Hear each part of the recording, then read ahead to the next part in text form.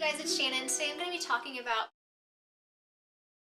if you guys haven't seen my vlog from my bachelorette weekend, it's called World's Worst Bachelorette Weekend or World's Worst Bachelorette Party or something, and I'll link it down below. So a lot of you guys wanted to know the story. I had made some Snapchats that some people got a little concerned with because I was pretty upset. So I just kind of wanted to tell the story since you guys asked for it, and I plan on doing it anyways just to explain like what happened and let you guys know. I don't know how to say this. It might be hard for you guys to relate to this video because most of you guys have not done porn, so you might not really understand where I'm coming from, but I'm gonna try to explain it the best way I know how. When I did porn, we also had an agency that would book us for bachelor parties. I did it for a really long time. I kind of just always had this thing with bachelor parties that kind of just rubbed me the wrong way because I knew what happened there and I saw what went on, and I think that like everyone kind of knows that like, oh, guys go to strip clubs and they get lap dances and whatever, but I don't think that like women realize or want to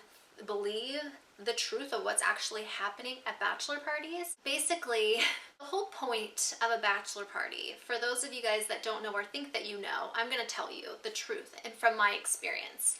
I have probably been to over 350 bachelor parties. We get booked to come and like party with them and hang out with them. It's cool to like have porn stars at your bachelorette party or your bachelor party. Every single bachelor party I went to, a majority of them, the whole point is for all the groomsmen to get the groom laid, right? That's like the point. I think that most people think like, oh, he's gonna marry me, he doesn't want to like sleep with other people and he only wants to be with me, and that is probably totally true.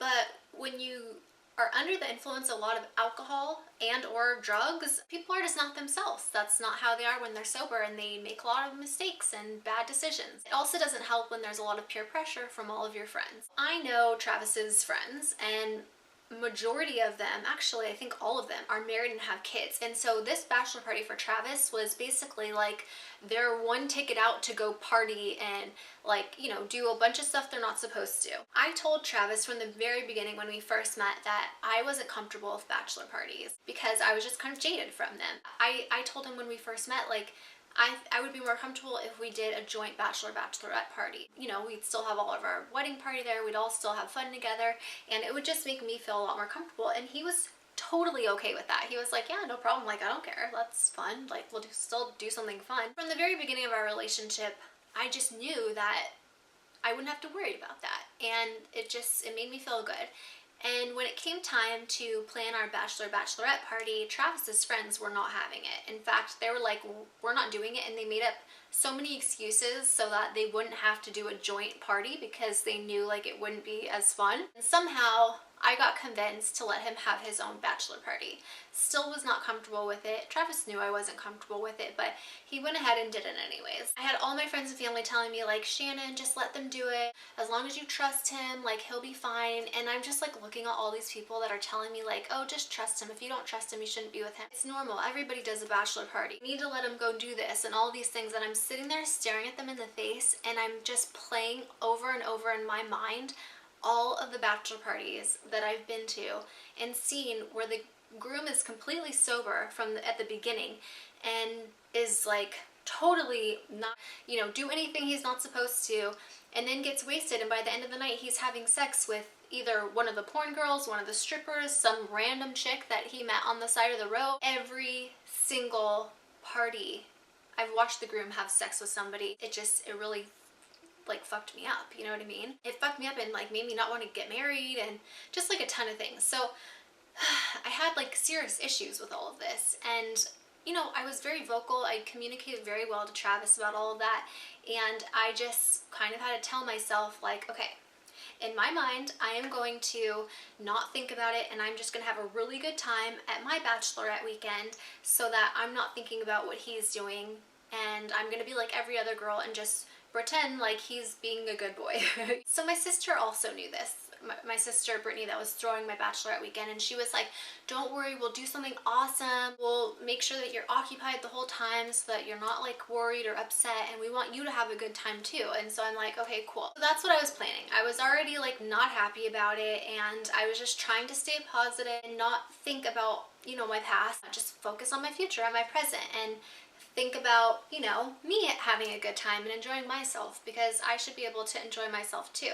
Well, if you watched my bachelorette weekend, I had a miserable time. It started off very, very bad. It got a little bit better, but not by much. It was probably the world's worst bachelorette party. That's what I posted it as, because it was.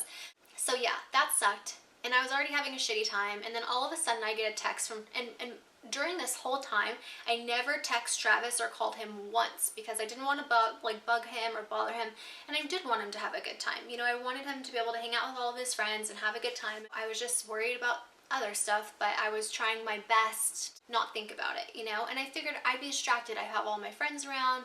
None of my friends were invited to my bachelor party. Nobody was invited, actually. It was just my sister and I. Yeah, so then all of a sudden I get a text from Travis's phone. The text says, from here on out, Travis won't have his phone. Basically saying like they were hijacking his phone. Just with everything that we'd already talked about, and just like everything, I was already like upset, and I was doing so good, and then I got that text and I was like, what the fuck? Like, why would you send me a text like that? For one, I'm already having a shitty time. Two, I'm already worried about what the fuck you're doing, and now one of your friends has taken your phone and had the audacity to text me that you're not gonna have your phone for the rest of the night. Like, what does that mean? It's not like we were texting. So that just kind of like upset me. And then I just responded and said, who is this? It was somebody, I don't know who it was. I'd never met the person before. And they were like, if you want someone to talk to, call this number.